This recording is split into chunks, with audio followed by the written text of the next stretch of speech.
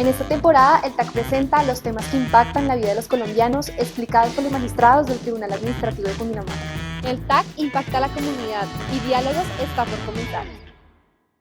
Estamos en diálogo nuevamente con el doctor Luis Gilberto Ortegón, magistrado del Tribunal Administrativo, sección segunda. Bienvenido, doctor Ortegón, a este diálogo del tribunal. Muchas gracias, doctor José Elber. Gracias por invitarme a esta discusión tan importante, de vital importancia para la sociedad. Esta vez la propuesta es hablar sobre las vicisitudes del derecho disciplinario, el régimen disciplinario en Colombia. Y entonces, pues obviamente lo que quiero un poco, digamos, preguntarme es sobre lo que tiene que ver con el tema de lo teórico, del estatuto epistemológico, de la dogmática. La academia generalmente hay una discusión ahí que el derecho disciplinario como que está en formación y no ha podido consolidarse. Sí, doctor José Elber.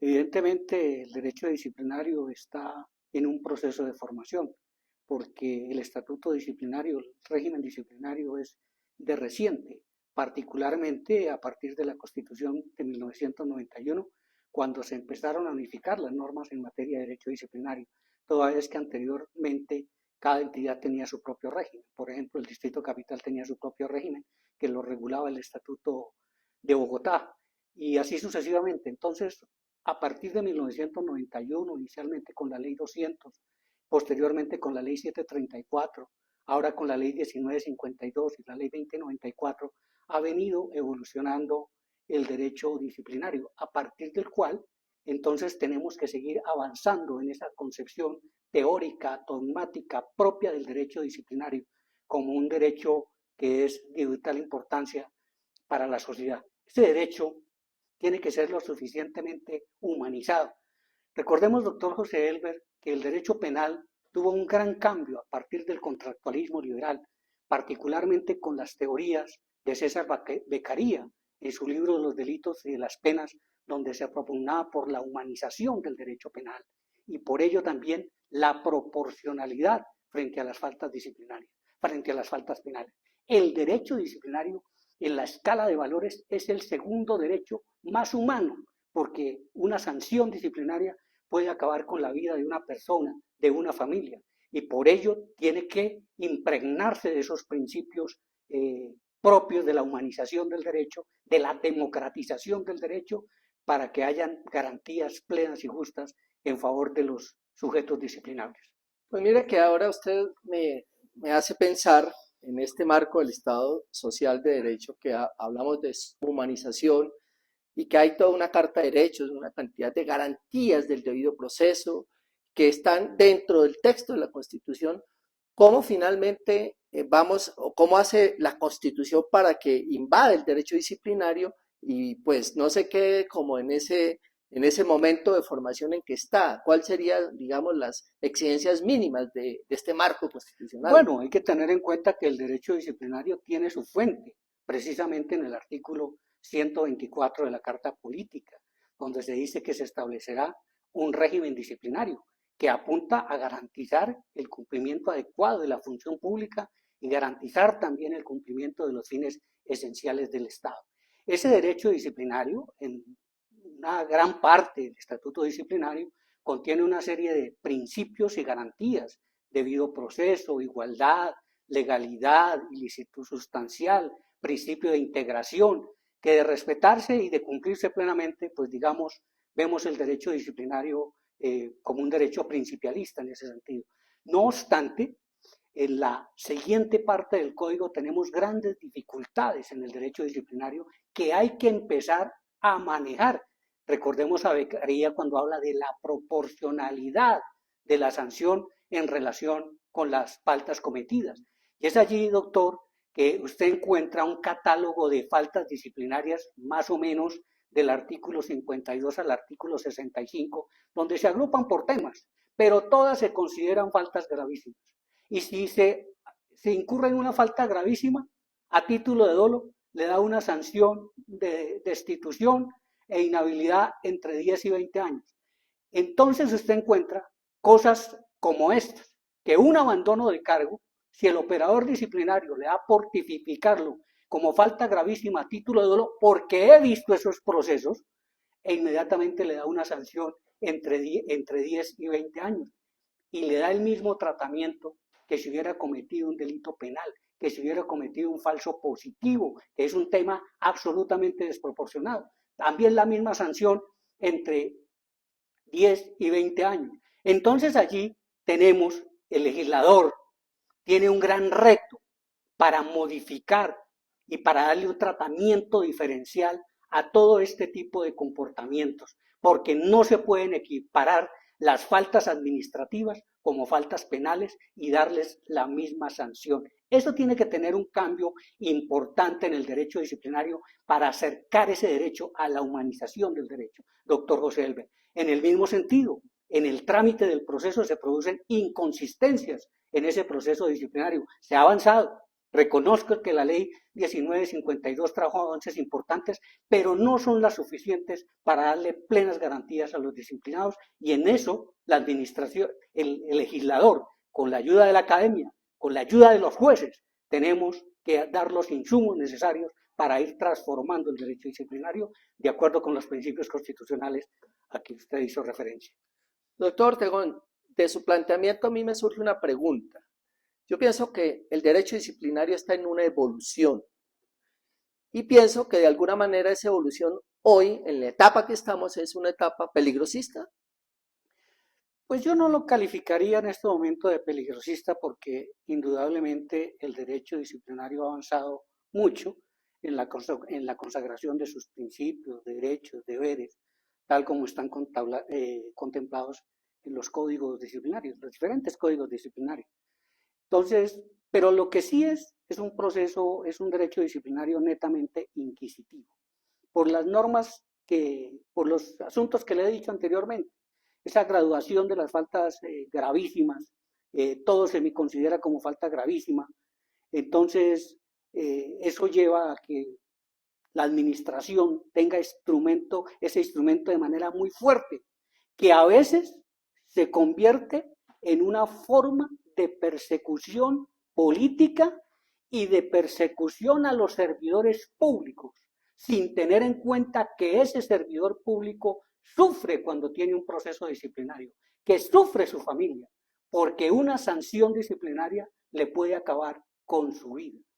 Entonces, no lo calificaría de peligrosista, pero sí considero que es un derecho muy inquisitivo frente al cual nosotros tenemos que propender por buscar un derecho más dispositivo, más de partes, muy similar a lo que se planteó en la República Federal Alemana por los años del 66, donde existía una verdadera jurisdicción disciplinaria de partes, fiscales, jueces, encargados de garantizar ese principio de la imparcialidad.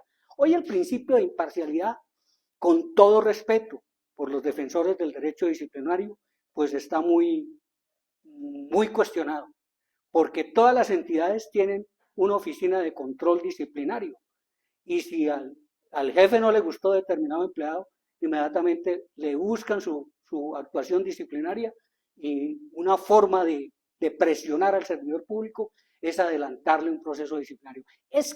Y la misma Procuraduría también en ese sentido, y eso ha sido cuestionado por sentencias del mismo Consejo de Estado, donde dice, en estos órganos no hay una verdadera autonomía, porque la verdadera autonomía la tienen los jueces de la República, y estos órganos no tienen las características propias del Poder Judicial. Entonces lo califico de esa manera, como un derecho inquisitivo que tiene que avanzar más hacia el proceso dispositivo.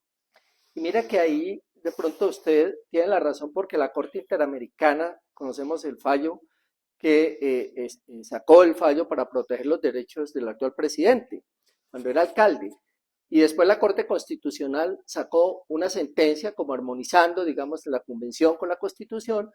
El Consejo de Estado, incluso el Tribunal también se ha pronunciado respecto de todos esos temas, y entonces yo diría, ¿cómo va ese debate alrededor de la Corte Interamericana, los poderes de la Procuraduría, la Corte Constitucional y el Consejo de Estado? ¿Cómo va ese debate ahí? Ese debate es un debate que apenas comienza.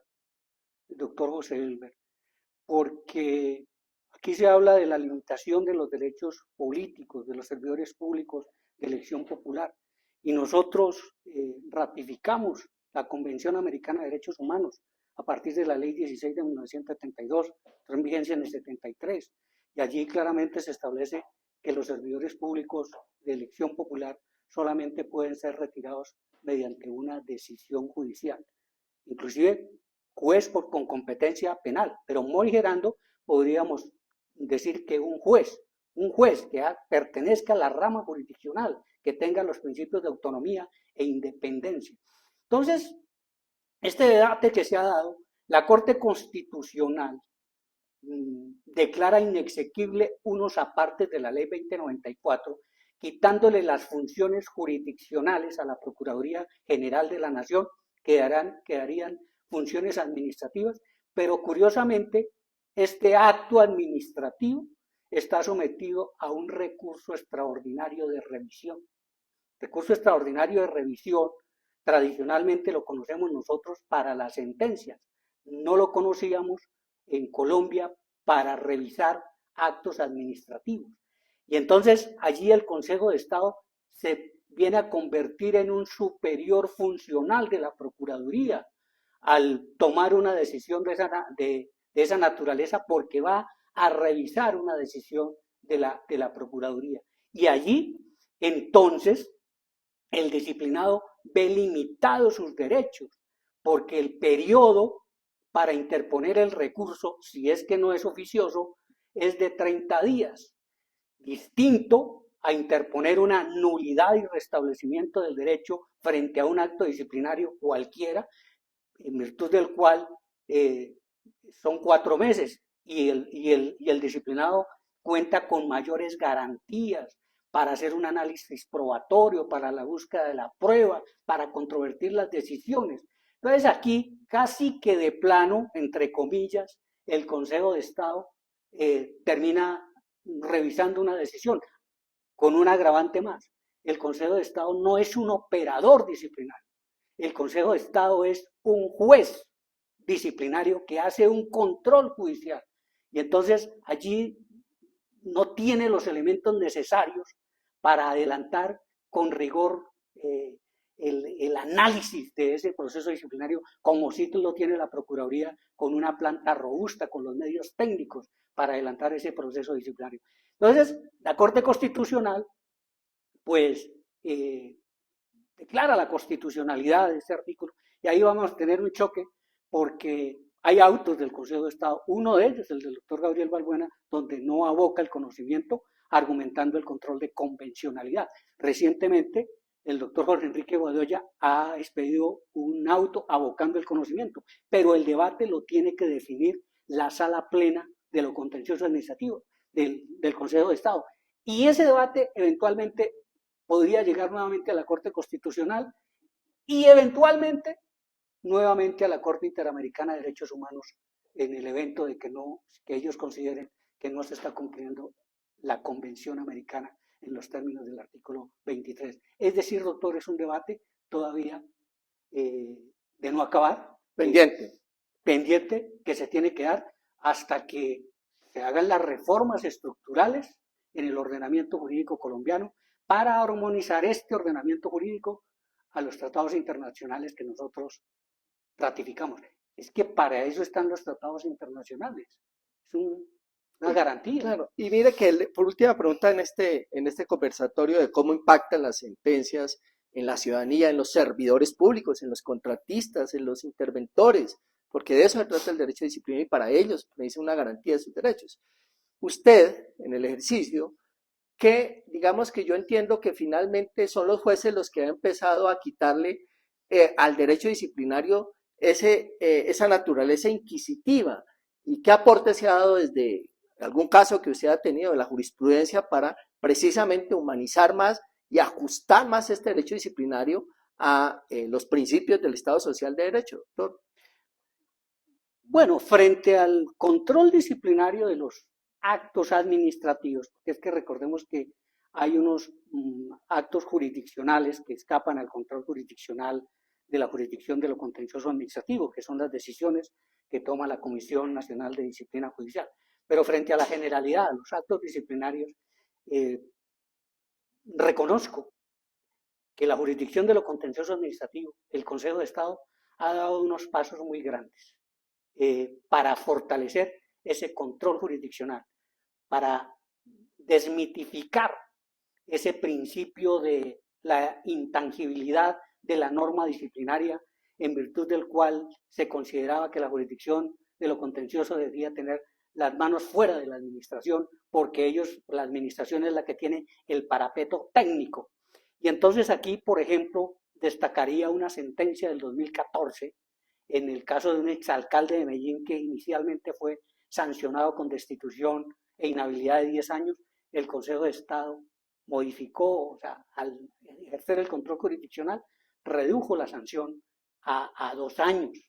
Igualmente la sentencia del doctor William Hernández del año 2016, donde da la puntada, es una sentencia de unificación del Consejo de Estado, donde se dan las pautas sobre el control integral del acto disciplinario, donde el juez deja de ser un mero revisor de la legalidad para inmiscuirse en la totalidad del proceso disciplinario, hacer una valoración de las pruebas, una valoración del ordenamiento jurídico, una valoración de los principios, una integración del bloque de constitucionalidad. Entonces, ahí se han dado pasos importantes y eso nos ha servido a nosotros en el Tribunal Administrativo de Cundinamarca, para también darle los aportes que necesita el derecho disciplinario en materia de humanización. Que el Consejo de Estado, doctor, y primero el Tribunal Administrativo de Cundinamarca, fue el que garantizó los derechos políticos del exalcalde Gustavo Petro, con una decisión de esta corporación. Y posteriormente, el Consejo de Estado en el 2018 anuló la sanción de la Procuraduría General que inhabilitaba al hoy presidente de la República. Posteriormente viene la sentencia de la Corte Interamericana de Derechos Humanos, que todos conocemos, y más o menos entre el considerando 92 a 98, da las puntadas fundamentales a las que tiene que someterse el derecho disciplinario cuando hablamos de servidores públicos de elección popular. Y aquí, desde el Tribunal Administrativo, estamos avanzando también muchísimo en ese control integral del acto disciplinario. Muy bien, agradecemos al doctor Luis Gilberto porque pues obviamente los servidores públicos de este país y todo este tema, como usted ha dicho ver, el derecho disciplinario pues tiene que construirse con mayores seguridades. Muchísimas gracias, creo que el programa de cómo impacta las sentencias del Tribunal Administrativo, y particularmente el tema del disciplinario, va a ser de gran utilidad para el conocimiento de toda la ciudadanía. Muchas gracias. Muchas gracias, doctor José.